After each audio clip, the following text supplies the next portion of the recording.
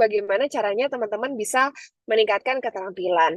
Ada beberapa cara yang teman-teman bisa lakukan, mulai dari magang, mulai dari ikut organisasi kemahasiswaan, kemudian memberikan kesempatan untuk meningkatkan kemampuan leadership, aktif dalam riset atau penelitian, ataupun bisa meningkatkan pengalaman sebagai relawan. Next.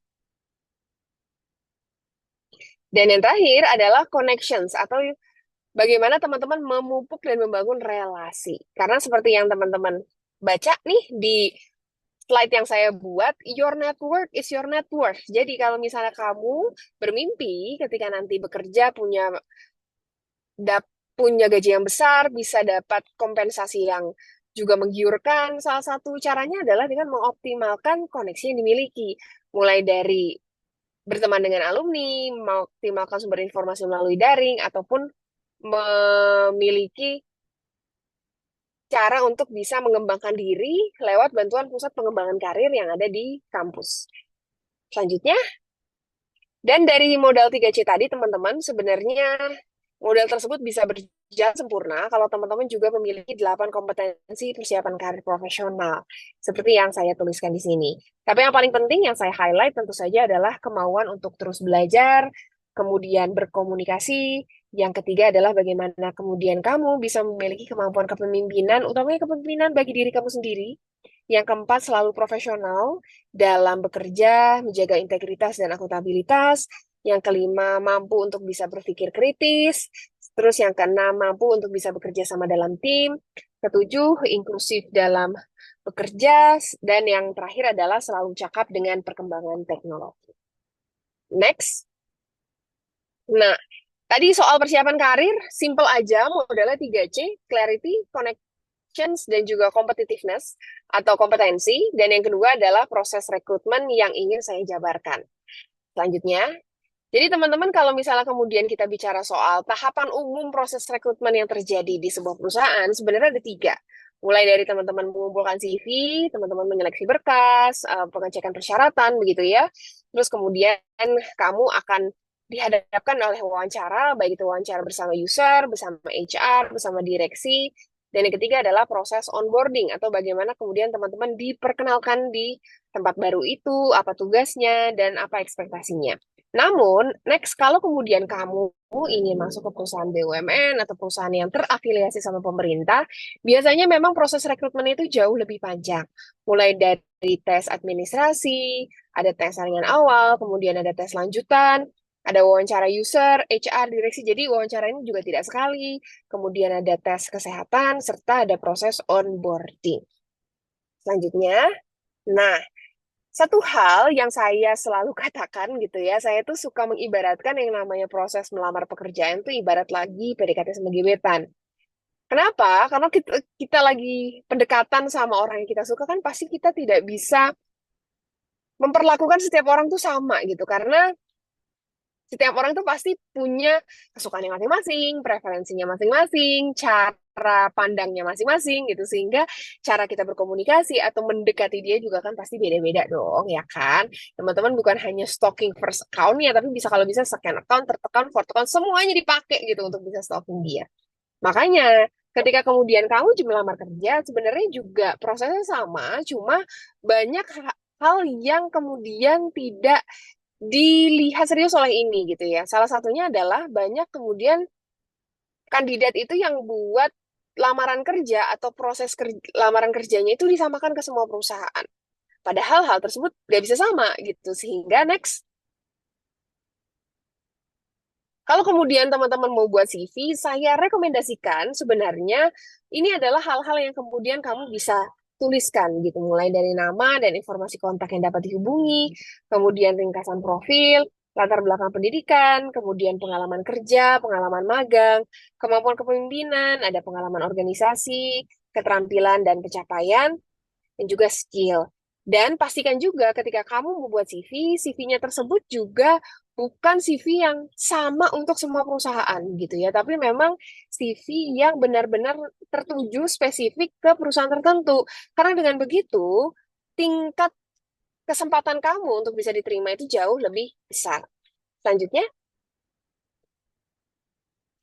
Dan selain CV, teman-teman juga saya rekomendasikan juga untuk punya LinkedIn gitu ya, karena LinkedIn ini bisa berfungsi sebagai sumber informasi lapis dua gitu ya ke beberapa recruiter dan bisa meningkatkan personal branding kamu di dunia digital. Next. Jadi kalau kamu kemudian sekarang belum punya LinkedIn, saya rekomendasikan kamu punya gitu ya, karena mereka yang punya LinkedIn itu bisa memiliki 40 kali kesempatan mendapat pekerjaan. Dan kalau LinkedIn-nya udah punya, bisa lebih bagus lagi itu dan bisa di-reach out adalah LinkedIn yang lengkap. Next. Jadi 10 hal ini saya rekomendasikan teman-teman harus ada, mulai dari foto profil dan foto halaman, nama, headline, industri dan lokasi, kemudian ada ringkasan diri, pengalaman kerja, pendidikan, keterampilan, rekomendasi, dan setidaknya memiliki 500 koneksi. Next. Terus gimana Kak Vina dengan wawancara kerja? Nah, proses wawancara kerja itu sebenarnya adalah proses yang tidak sekali teman-teman hadapi. Next. Biasanya teman-teman itu akan menghadapi lebih dari satu kali sesi wawancara gitu, baik dari wawancara bersama HR, wawancara bersama user, ataupun wawancara bersama senior eksekutif seperti BOD, kemudian level VP atau level manager. Nah, satu hal yang harus dicamkan dari proses ini adalah persiapan sebelum wawancara itu sangat bergantung dari keberhasilan yang teman-teman bisa raih dari proses wawancara yang dilakukan. Sehingga, next, kuncinya itu adalah 3P. Yang pertama, teman-teman harus bisa persiapan dengan matang, kemudian praktis atau sering latihan, dan yang ketiga tentu saja presence atau memperlihatkan tampilan paling baik. Next, kalau di preparation atau riset, apa saja kemudian hal-hal yang teman-teman harus riset? Yang pertama, riset terkait diri kamu sendiri. Apa sih aspirasi karirnya, teman-teman mau kemana? Kalau teman-teman kerja itu teman-teman pengen dapat kerja yang seperti apa, begitu ya. Yang kedua adalah kenali perusahaan atau riset tentang perusahaan yang kemudian kamu tuju, itu perusahaannya seperti apa, bergerak di bidang apa, dan lain sebagainya. Dan yang ketiga adalah riset terkait posisi yang akan dilamar. Posisinya itu seperti apa, posisinya tersebut bisa membutuhkan orang yang seperti apa, dan lain sebagainya. Yang kedua, tentu saja adalah presence atau berpenampilan menarik. Nah, kalau penampilan menarik ini itu juga disesuaikan dari jenis atau tipe-tipe perusahaannya. Baik itu pakaian resmi, pakaian smart casual atau casual, setiap perusahaan itu punya quote on quote dress code yang berbeda-beda. Nah, teman-teman harus bisa sesuaikan gitu ya. Dan yang ketiga adalah praktis atau banyak-banyak berlatih untuk menjawab pertanyaan wawancara. Karena ada beberapa tipe seperti sebenarnya gitu ya, pertanyaan wawancara yang personal, yang behavior based atau yang menggali perilaku atau yang pertanyaan hypothetical. Di TikTok teman-teman saya itu sudah buat lebih dari 1.000 video gitu ya yang membahas banyak hal mulai dari CV hingga wawancara. Untuk wawancara sendiri mungkin ada 100 video sendiri kali ya. Nah, teman-teman bisa coba jadikan itu referensi mungkin untuk bisa melihat bagaimana jawaban yang sebenarnya dicari, tapi saran saya jangan di copy plek-plek gitu ya. Silahkan dilihat aja konsep besar jawabannya seperti apa dan teman-teman sesuaikan dengan kondisi yang teman-teman hadapi ketika wawancara. Next. Jadi untuk bisa merangkum teman-teman modalnya itu modal 3C ya. 3C untuk perencanaan karir, terus ada 8 kompetensi profesional karir yang harus dimiliki. Lamar kerja itu kayak lagi cari jodoh, jadi sesuaikan informasi di CV dengan persyaratan pada lowongan kerja. Dan untuk wawancara, kuncinya adalah persiapan yang baik, latihan yang banyak, dan tampilkan penampilan yang terbaik untuk menghadapi wawancara. Itu saja. Next, saya kembalikan lagi ke moderator. Terima kasih banyak. Nah, oke, makasih Kak atas penjelasan materinya. Nah, untuk teman-teman yang mau bertanya, mungkin bisa di chat. Nanti saya bantu untuk memilih pertanyaan yang terbaik. Oke, teman-teman. Mungkin untuk teman-teman yang mau bertanya, bisa langsung di chat ya.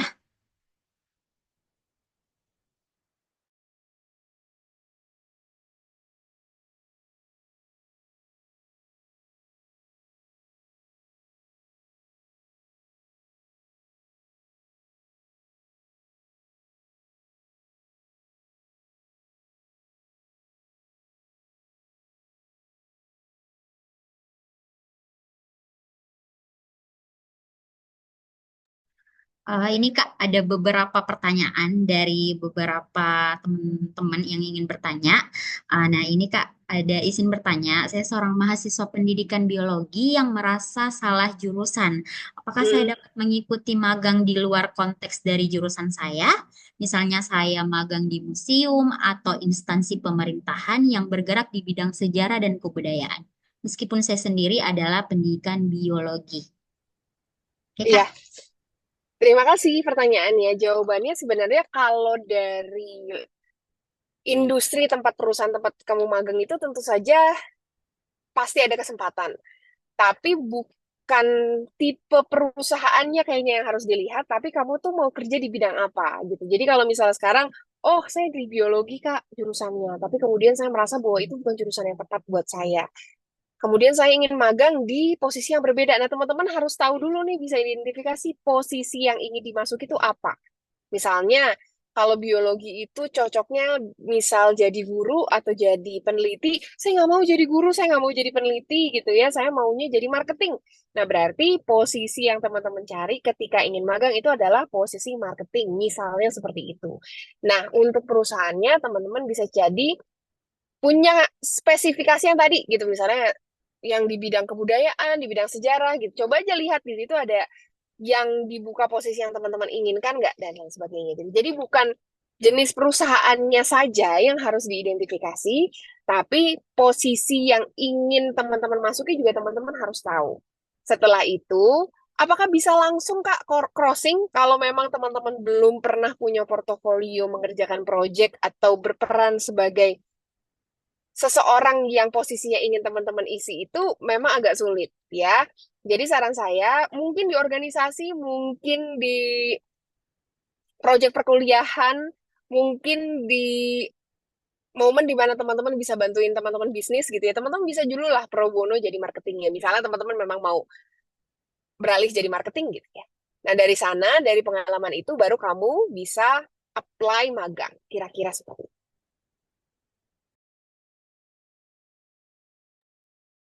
Oke Kak, ini ada lagi dari Kak Devi A. Indrahayu Kiraman.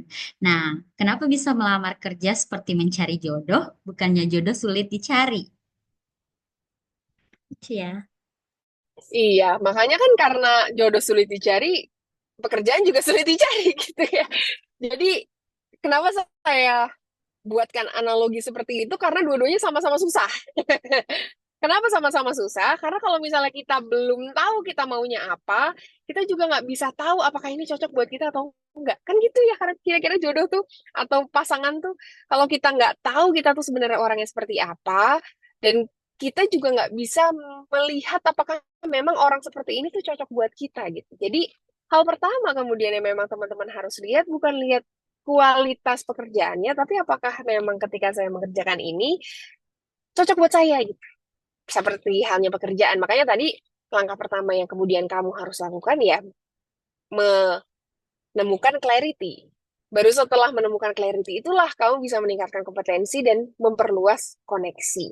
Layaknya jodoh gitu ya, kamu juga harus tahu kamu sukanya orang kayak gimana dan kamu tuh orangnya seperti apa.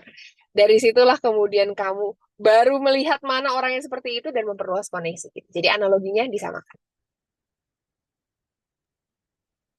Oke, ada lagi Kak dari Kak Fadli Rasis Ramadan. Nah, saya 100% buta sama Excel, Kak. Apa iya harus dari sekarang saya ikut bootcamp? Saya mahasiswa psikologi semester 3 sih. Semua pekerjaan tuh butuh Excel nggak sih, Kak? Kalau pekerjaannya itu yang dimana kamu diharuskan untuk menganalisa, menginput data, ataupun berhubungan dengan angka, kemungkinan besar itu pasti akan butuh Excel. Apalagi pekerjaan-pekerjaan yang kantornya itu lokasinya tuh di kantor gitu ya. Jadi kamu tuh bukan lokasi di lapangan, tapi kamu lokasinya tuh di kantor.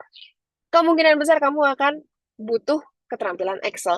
Tapi saya buta banget, Kak. Bener. Tadi kan kamu kayaknya sudah tahu ya solusinya. Solusinya adalah belajar dan meningkatkan kompetensi. Karena masih semester 3, berarti masih punya waktu yang banyak tuh untuk bisa ikutan kursus, bootcamp, dan lain sebagainya.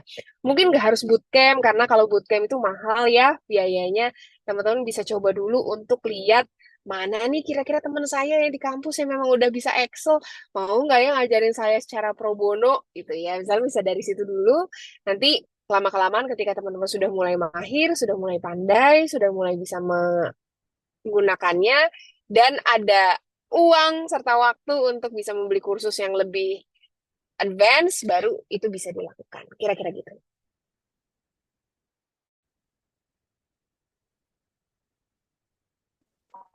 Oke Kak, ada lagi ya, ini Kak dari Cleo Feni Pilomenipa. Halo Kak Vina. Aku mau tanya, bagaimana body language yang harus kita peragakan atau lakukan saat wawancara berlangsung? Mm-mm. Body language yang harus diperlihatkan saat wawancara berlangsung itu adalah body language yang normal dan biasa aja, kalau saya tuh bisa menyimpulkannya dalam bahasa yang sederhana gitu. Jadi teman-teman tuh nggak harus yang terlalu kaku, jangan juga yang terlalu santai, tapi ya perlihatkan body language yang seperti biasa teman-teman tampilkan, tapi tetap dengan intensi untuk menghargai lawan bicara gitu ya. Jadi body language seperti mendengarkan dengan seksama ketika ada orang lain yang berbicara, mengangguk ketika kemudian lawan bicara kita sedang menjelaskan sesuatu dan kita setuju sama pemikirannya. Kemudian tangan itu ya pergerakannya normal dan usual saja, tidak terlalu yang harus kaku, tidak juga harus masih biasa aja seperti itu. Berdirinya juga kalau disuruh berdiri yang tegak, duduknya juga jangan yang terlalu santai tapi juga tidak terlalu kaku gitu. Jadi posisikan diri layaknya kamu sedang berbicara dengan teman atau berbicara dengan kolega yang memang kamu sudah kenal dari lama gitu. Pasti kan body language jadi lebih santai, jadi lebih tidak terlalu kaku dan formal gitu. Nah, dengan body language yang seperti itu, jawaban yang disampaikan ketika wawancara juga biasanya jadi lebih mudah, terstruktur, dan enak penyampaian. Oke teman-teman, bukannya saya mau menyampaikan sedikit. Nah, ini untuk masalah komentarnya, kita hanya bisa di Q&A ya teman-teman, karena untuk partisipannya kita hanya 3.000. Jadi untuk teman-teman yang mau bertanya, bisa langsung di Q&A-nya. Nanti untuk pertanyaannya, nanti kita pilih dan akan dijawab oleh Kak Vinanya. Nah, ini sudah ada beberapa pertanyaan yang sudah dijawab oleh Kak Vinanya. Jadi nanti saya akan pilih lagi beberapa pertanyaan ya Kak untuk bisa dijawab oleh Kak Vinanya langsung. Nah, ada lagi nih Kak dari Kak Putri Parisa Z. Kakak saya Putri, izin bertanya, langkah apa yang saat ini kita ambil untuk mencapai karirnya kita Kak?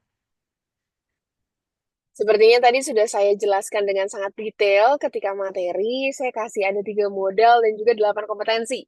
Jadi kalau misalnya Putri bertanya langkah apa yang harus kita ambil untuk karir kita masa depan, adalah jawabannya seperti yang tadi saya sampaikan dalam pemaparan ya. Mulai dari modal 3C atau clarity, teman-teman harus tahu apa. Kemudian competitiveness atau memiliki daya saing dan kompetensi yang sesuai, serta connections atau memiliki relasi dan koneksi yang luas, serta dilengkapi juga dengan 8 kompetensi seperti keinginan untuk terus belajar, mampu memiliki kepemimpinan di diri sendiri, mampu bisa berkomunikasi dengan baik, inklusif ketika bekerja, selalu cakap dengan perkembangan teknologi, mampu untuk bisa berpikir kritis, dan selalu menjunjung tinggi profesionalitas. Kira-kira seperti itu.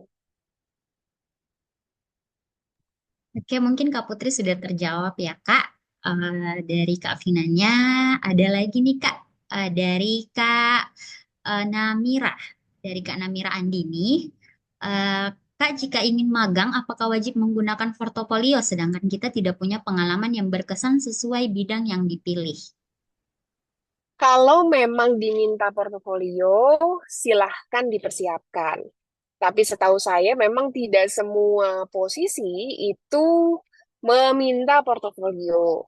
Portofolio itu biasanya diminta untuk posisi yang mengharuskan teman-teman punya keterampilan teknis tertentu. Contoh, kemampuan desain, kemampuan ilustrasi, kemampuan programming, kemampuan untuk bisa manage social media gitu ya. Nah, itu biasanya yang butuh portofolio. Tapi untuk posisi-posisi di luar itu, misalnya akuntan, misalnya intern di HC, intern kemudian di business development, harusnya itu tidak selalu butuh yang namanya portofolio gitu. Jadi kalau memang dibutuhkan dan diminta silahkan dipersiapkan. Tapi dari mana Kak? Kan saya belum punya pengalaman gitu ya. Portofolio itu datangnya nggak harus dari pengalaman bekerja formal seperti magang atau kamu bekerja di perusahaan. Portofolio itu juga bisa dibuat dari tugas-tugas kuliah yang kamu sudah pernah lakukan. Kalau misalnya kuliahnya itu selaras dengan bidang yang ingin dituju. Tapi kalau tidak selaras, silahkan teman-teman bisa buat portofolio lewat project mock up kalau saya bilang ya. Jadi ini adalah project ala-ala yang teman kemudian buat sendiri untuk bisa memperlihatkan skill yang teman-teman punya. Atau kamu juga bisa coba bantu secara pro bono project-project yang ada di perkuliahan lewat organisasi kemahasiswaan. Kalau memang sesuai, itu bisa dimasukkan ke portofolio. Misalnya nih, kamu melamar sebagai designer intern. Kamu kuliahnya di bidang biologi kayak tadi. Kan nggak nyambung ya? Iya, nggak nyambung. Tapi ternyata selama berkuliah, kamu suka ikut organisasi, di mana di organisasi tersebut kamu dikasih tanggung jawab untuk buat desain poster, misalnya seperti itu. Nah, portofolionya apa? Portofolionya adalah poster-poster yang pernah kamu buat selama kamu ada di organisasi tersebut. Kira-kira seperti itu. Oke, terima kasih Kak atas jawabannya. Mungkin sudah terjawab ya Kak. Nah, saya ingatkan lagi untuk teman-teman yang mau bertanya bisa langsung di kolom Q&A-nya ya teman-teman. Biar nanti kami pilih pertanyaan yang menarik. Nah, ada lagi nih Kak dari Muhammad Rifki. Kak, aku mau nanya nih Kak Vina, kan tidak semua orang itu punya keberanian. Ada yang extrovert dan ada yang introvert. Sebagai seorang introvert kan tentunya punya yang namanya antisosial. Sedangkan di dunia pekerjaan itu kan pasti membutuhkan pribadi yang aktif dan lain-lain. Jadi ada tips bagi kami yang seorang introvert atau mungkin ada opsi pekerjaan yang cocok bagi kami yang introvert ini Kak. Atau cara merubah diri dari introvert ke extrovert. Terima kasih pertanyaannya, tapi untuk menjawab saya akan klarifikasi dulu kali ya perbedaan dari introvert dan extrovert. Introvert dan extrovert itu bukan bedanya dari yang satu selalu sosial dan yang satu antisosial, enggak. Perbedaan dari introvert dan extrovert itu adalah dari cara mereka mendapatkan energi. Ekstrovert kayak saya, itu dapat energi kalau saya ketemu banyak orang. Makin banyak ketemu orang, makin banyak energi saya. Tapi ada juga saya temannya yang introvert. Nah, introvert itu dapat energinya kalau dia lagi sendirian. Jadi ngecharge-nya tuh harus sendirian. Tapi apakah kemudian seorang introvert itu nggak bisa punya teman atau nggak bisa bersosialisasi? Tidak, itu saya akan sangat sangat tidak setuju kalau dibilang yang namanya introvert itu antisosial. Enggak, karena banyak banget.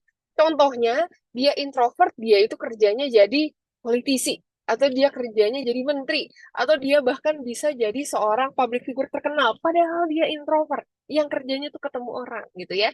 Jadi langkah pertama yang harus dipahami, jangan mengkotak-kotakan diri, jangan merasa kalau misalnya teman-teman tuh introvert, saya tuh nggak bisa ketemu orang, saya tuh takut ketemu orang gitu ya. Enggak, mau atau tidak ketemu orang itu masalah keberanian. Dan kalau keberanian itu masalah teman-teman punya nyali mau mencoba atau enggak. Jadi nggak ada hubungannya sama introvert sama ekstrovert.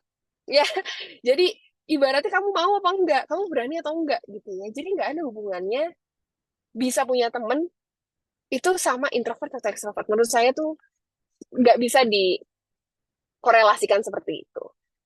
Kalau di bidang pekerjaan, apa sih kemudian gitu ya pekerjaan-pekerjaan yang secara natural lebih cocok oleh introvert? Tentu saja adalah pekerjaan yang biasanya mereka itu tidak diharuskan berinteraksi dengan banyak orang gitu ya.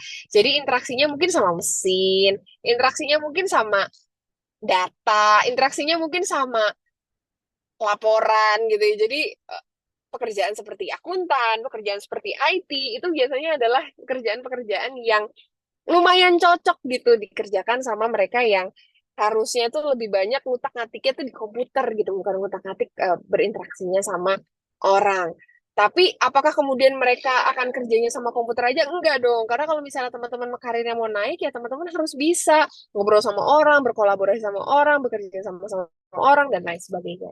Jadi jangan mengkotak-kotakan diri, jangan ngerasa kalau introvert itu udah pasti antisosial. Enggak, itu adalah pemahaman yang salah ya.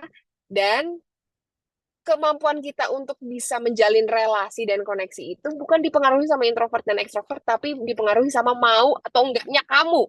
Kalau kamu di sininya udah mikir kayak saya introvert, saya nggak bisa, selamanya nggak akan bisa. Ya, gitu. Ya, jadi tidak ada pengaruhnya ya, Kak, untuk introvert maupun extrovertnya. Jadi semangat, Kak, untuk cari kerjanya. Ada lagi nih, Kak, dari Kak Sulfa Salsabila Mukhtar. Nah, halo Kak, saya mau tanya, saya adalah seorang mahasiswa baru yang belum memiliki pengalaman apapun. Bagaimana tips untuk membuat akun LinkedIn yang menarik bagi mahasiswa baru, Kak? Dan jika membuat CV, apa yang dituliskan pada CV saya karena saya belum memiliki pengalaman apapun? Ya, kalau misalnya kemudian teman-teman jadi mahasiswa baru, saran saya nggak usah terlalu pusing dulu mikirin kerja. Tapi rasakan dan nikmati momen di mana teman-teman memiliki identitas baru sebagai seorang mahasiswa ya. Jadi you still have a lot of time to figuring out what you want. Masih di dalam waktu yang beradaptasi juga dengan lingkungan kuliah gitu. Jadi apakah harus bikin LinkedIn di semester satu? Nggak harus menurut saya. Semester 3 aja dulu ya. Semester satu nanti teman-teman bisa coba untuk melihat, merasakan dan mengadaptasi diri dengan lebih baik di dunia perkuliahan, bisa berkenalan dengan lebih banyak orang, bisa ikut kegiatan, tahu mana yang disuka, tahu mana yang nggak disuka.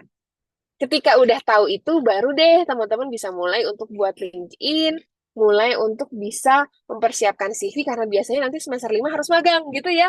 Jadi nggak perlu dimulai di semester satu, santai aja dulu say gitu. Karena saya mah santai dulu gitu, silahkan nikmati perkuliahannya. Nanti di semester 3 baru bikin LinkedIn. LinkedIn-nya seperti apa? Saya sudah pernah bahas di salah satu konten saya. Bisa memasukkan pengalaman teman-teman di bidang organisasi, di bidang kegiatan mahasiswa, atau pengalaman kamu ketika mengerjakan tugas yang dirasa relevan dengan posisi yang dituju. Gitu kira-kira, semoga menjawab. Oke, terima kasih Kak atas jawabannya. Mungkin sudah dijawab ya Kak. Nah, ini lagi saya ada pertanyaan Kak dari partisipan atas nama Kak Elsa Hoirunisa. Kak, untuk jurusan manajemen kan banyak persaingan dari jurusan yang lain ya, Kak. Semisal keuangan, dengan akuntansi, dan lain-lain. Bagaimana sih menurut Kakak dan apa yang harus kita siapkan untuk bersaing dengan jurusan-jurusan saingan kita seperti psikologi, ilkom, akuntansi, Kak? Terima kasih. Gampang aja jawabnya. Untuk bisa mempersiapkan dengan lebih baik, teman-teman fokusnya sama diri sendiri dan jangan terlalu banyak ngeliatin orang lain. Jangan membanding-bandingkan. Karena kalau misalnya teman-teman udah takut duluan, udah membanding-bandingkan duluan, teman-teman nggak akan punya waktu untuk fokus sama apa yang teman-teman punya, apa kompetensi yang teman-teman miliki di dalam diri gitu ya. Jadi nggak usah takut dulu, lebih baik waktunya dipakai untuk tetap belajar terus, tetap meningkatkan kompetensi terus, dengan ikutan kursus, dengan ikutan program development, dengan banyak berdiskusi sama semakin banyak orang gitu. Karena dengan kalau misalnya teman-teman sendirinya udah bagus kompetensinya, harusnya teman-teman nggak akan takut takut menghadapi persaingan yang ada gitu ya. Jadi silahkan waktunya digunakan untuk bisa fokus sama diri sendiri, jangan malah membanding-bandingkan, karena kalau udah banding-bandingkan, itu tadi pertanyaannya, rasa takutnya mulai ada gitu. Jadi jangan takut ya Kak, kalau untuk masalah itu aja sudah dijawab oleh Kak Vinanya langsung. Ada lagi nih Kak, yang paling banyak nih ditanyakan. Halo Kak Vina, apa betul Kak jika di CV kita banyak menambahkan pengalaman pekerjaan, perusahaan malah memikirkan persoalan gaji yang ingin diberikan? Jawabannya bisa iya, bisa enggak. Tergantung pengalaman seperti apa yang kemudian kamu masukkan ke dalam CV itu. Kalau pengalamannya memang pengalaman kerja di mana kamu sudah melakukan pekerjaan itu lebih dari 2 tahun, lebih dari 3 tahun, atau bahkan lebih dari 5 tahun, tentu saja perusahaan akan memikirkan soal gaji karena kamu akan dimasukkan ke dalam kandidat yang professional hire, bukan lagi yang fresh graduate. Professional hire itu adalah metode rekrutmen untuk mereka yang memang sudah berpengalaman. Berarti gajinya juga nggak bisa gajinya fresh graduate gitu. Pasti secara tingkatan gaji sudah pasti lebih tinggi gitu. Makanya pasti mereka akan mikirin budget gitu. Tapi hal yang kamu masukkan di CV itu adalah pengalaman pekerjaan.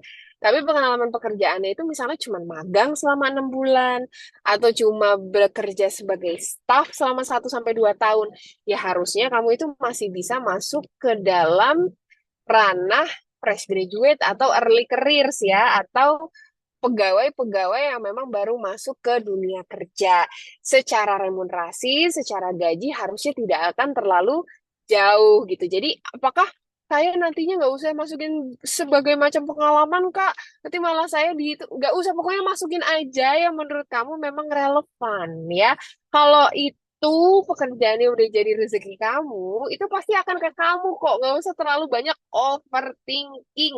Karena kalau kamu ya terlalu membuat CV yang diada-ada atau tidak jujur, tidak genuine, sama aja bohong. Pekerjaannya juga nggak akan kamu dapatkan karena selama proses wawancara, dokumen CV itu akan menjadi acuan kita untuk bisa menggali kamu lebih lanjut. Jadi kalau misalnya kamu tidak berbicara atau tidak menyampaikan secara jujur, ya sama aja gitu.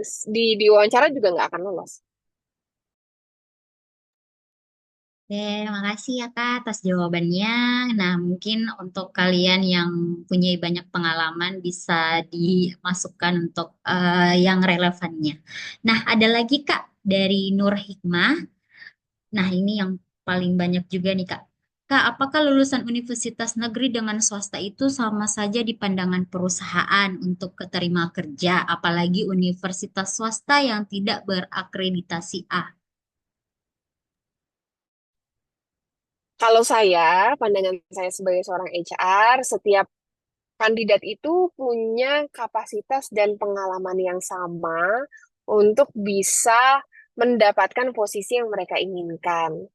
Namun, karena posisi yang dibuka itu tentu saja bukan hanya dibuka untuk semua gitu, tapi jumlahnya terbatas, pasti kan ada saing gitu ya, daya saing yang kemudian teman-teman harus lakukan.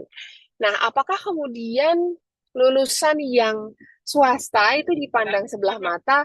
Enggak juga gitu. Pada akhirnya karena kita akan melihat secara keseluruhan dari kandidat tersebut.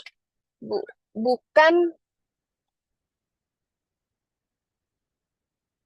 lulusan dari mana gitu. Lulusan dari mana itu hanya sebagai informasi di awal saja, tapi yang pada akhirnya kita lihat secara utuh, lihat secara keseluruhan ya, ya balik lagi gitu ya profil si kandidatnya. Saya banyak sekali punya punya pengalaman di mana kami itu merekrut karyawan yang bukan lulusan dari top 3 university, bukan lulusan dari PTS ternama, bukan juga lulusan dari PTN gitu. Tapi dia bisa membuktikan dengan background itu justru itulah yang menjadi ciri khasnya dia yang berbeda sama orang lain. Dan itu justru yang bisa membuat dia lebih stand out dibanding kandidat lain. Jadi Pesan saya sebenarnya teman-teman sesimpel bahwa jangan rendah diri dulu gitu ya sebelum kemudian teman-teman mencoba. Sebelum nyoba, teman-teman udah kayak, oh nanti gini, ah nanti gitu. Padahal belum tentu hal negatif yang kamu pikirkan itu terjadi. Dan pesan satu lagi adalah kalau pikiran kamu mampu untuk bisa berpikir secara negatif terhadap hasil yang mampu dicapai, pikiran kamu juga 100% bisa punya pemikiran positif gitu ya terhadap apa yang kemudian kamu ingin capai gitu. Jadi ngapain mikirin negatif terus? Kenapa kamu nggak berpikir secara positif gitu sih?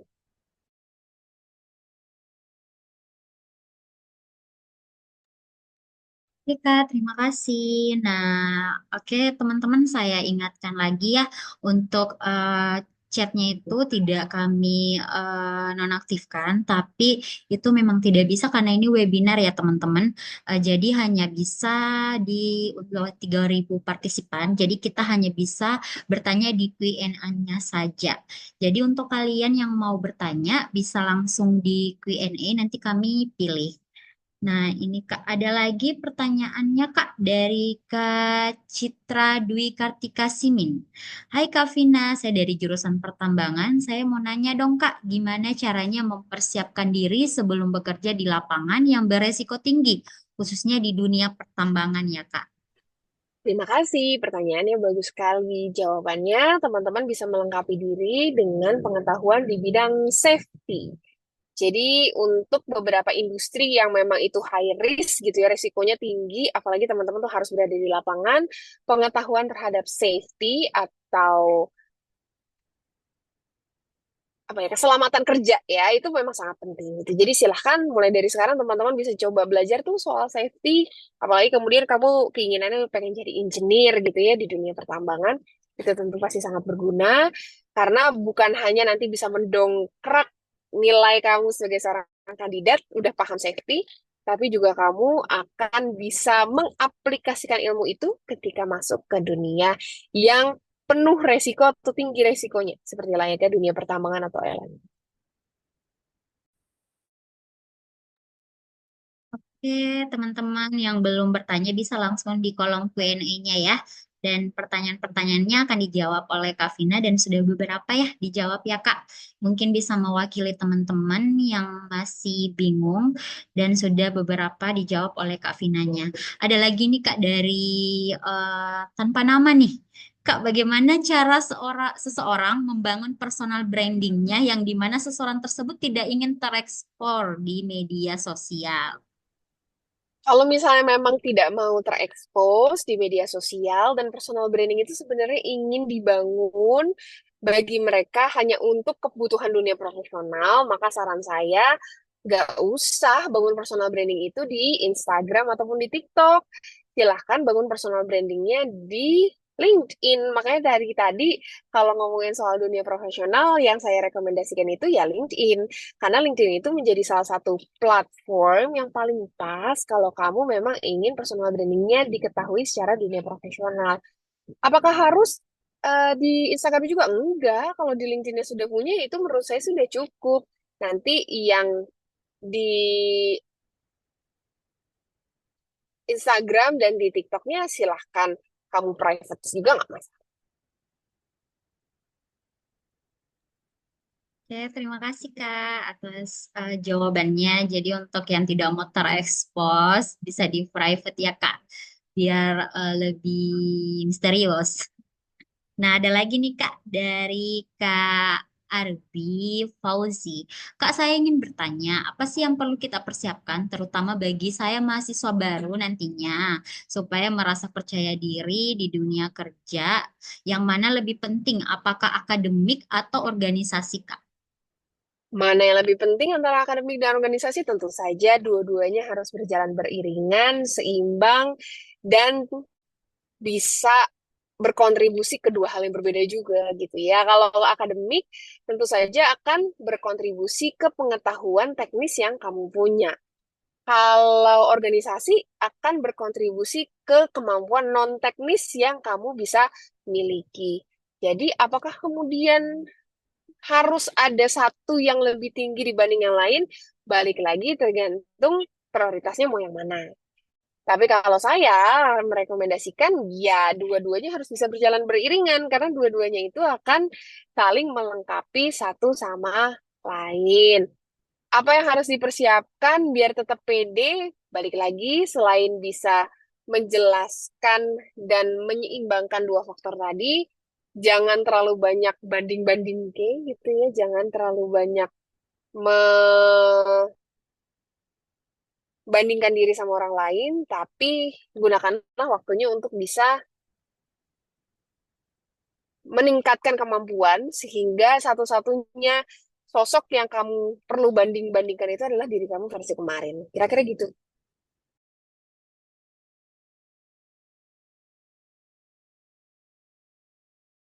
Oh, masih termute. Oke, terima kasih, Kak. Mungkin sudah dijawab ya, Kak. Nah, sekali lagi untuk kalian yang mau bertanya, bisa langsung di Q&A ya, teman-teman. Karena chatnya tidak dinonaktifkan, tapi memang ini adalah link webinar, jadi di mana partisipannya itu hanya 3.000 orang. Jadi untuk kalian yang mau bertanya, bisa langsung di kolom Q&A ya, teman-teman. Oke, Kak, ada lagi nih, Kak, dari Muhammad Arifandi.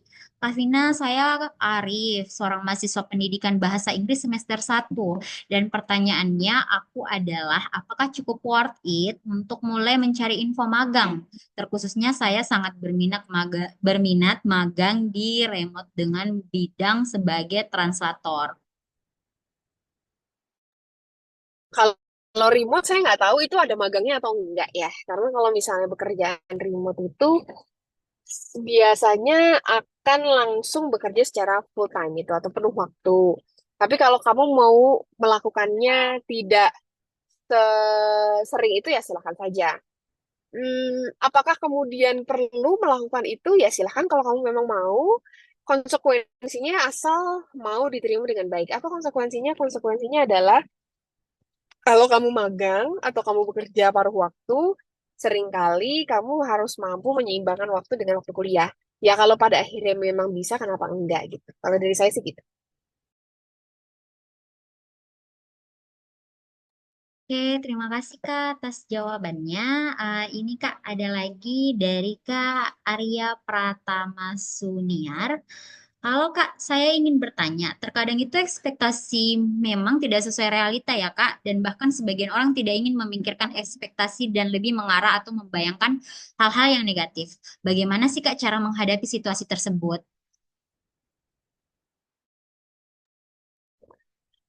Jangan mikirnya hal negatif aja gitu. Jadi ya lebih fokus ke depan, ke apa yang ingin dicapai dan lebih lebih ingin untuk bisa mencapai ke hal-hal positif gitu dan pahami bahwa apa yang teman-teman pikirkan itu belum tentu kejadian.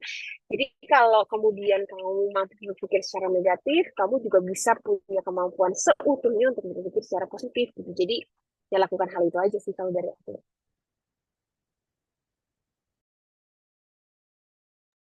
Oke Kak, terima kasih. Mungkin sudah dijawab ya teman-teman dari Kak Vinanya. Jadi satu pertanyaan terakhir lagi ya teman-teman.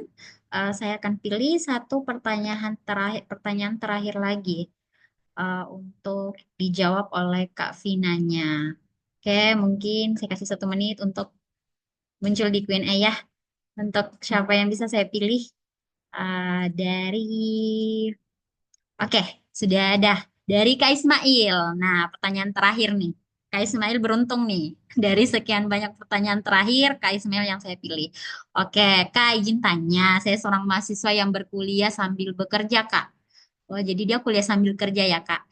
Nah, kan organisasi itu penting, Kak, untuk meningkatkan public speaking dan lain-lain. Sedangkan saya tidak bisa ikut organisasi, Kak, karena saya bekerja. Bagaimana cara saya agar bisa meningkatkan skill saya? Karena memang mahasiswanya sambil bekerja gitu. Jadi yang paling praktikal yang saya bisa rekomendasikan adalah ikut pelatihan aja. Nggak usah ikut organisasi. Karena kan teman-teman sudah ngantor atau yang penanyanya ini udah ngantor. Jadi kemampuan untuk bisa praktek itu bisa dilakukan ketika di kantor gitu ya, tidak harus di organisasi non-profit karena perusahaan itu juga sebenarnya bentuknya organisasi tapi profitable gitu. Jadi kalau memang ada spesifik skill yang ditingkatkan, silakan ikut training saja, ikut training. Biasanya kan 2 sampai 3 hari itu trainingnya gitu. Nanti dari training tersebut barulah teman-teman kemudian masuk gitu ke perusahaan dan mengaplikasikan skill yang dimiliki. Begitu.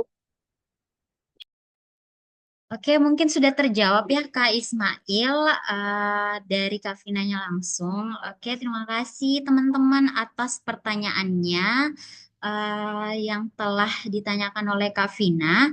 Nah, mungkin Kak 5 menit terakhir bisa dibantu untuk saran untuk teman-teman dan mahasiswa-mahasiswa yang masih kuliah, saran dan masukan bagi kakak yang baik untuk mereka. Tadi udah banyak sebenarnya yang saya sudah sampaikan ya, gitu. Mungkin yang pertama adalah eh, jangan terlalu FOMO dan banding-bandingkan diri ke orang lain karena sebenarnya itu lebih banyak hal negatifnya dibanding hal positifnya.